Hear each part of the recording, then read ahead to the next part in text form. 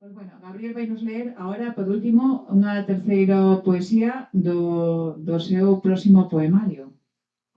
Concretamente, o máis intimista e sentido parte dunha triloxía que se chama O Lobo. Neste caso é a primeira entrada, A merced do lobo. Pechei a pechadura con forza, sentindo na gorxa os seus pesados pasos do outro lado da porta. Pero por arrebato do destino non me din conta que tentei pechar o lobo nunha casa abandonada. Lume, dor, ao sentir o aroma da súa pestilencia, como 10 cachuchas tiradas nunha zanxa, deixadas 10 días cubertas de vermes e auga.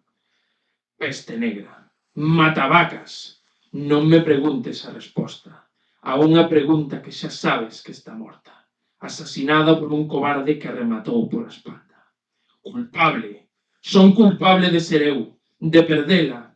Era todos os paus das cartas da miña baralla, e agora aquí estás, peste, porque non quero seguir na partida.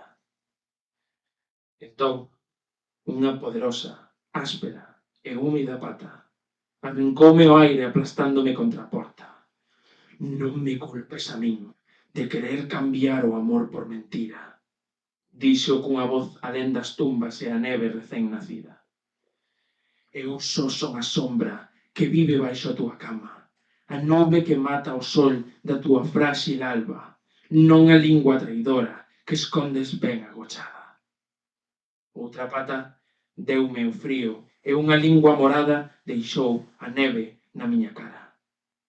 Dentes negros e afiados gardaban a entrada a unha cova negra na que berraba a condena de centos de ánimas como a miña. Así que aquí remata a túa viaxe. Non hai bálsamo para a miña alma, solo as lapas fillas da carraxe.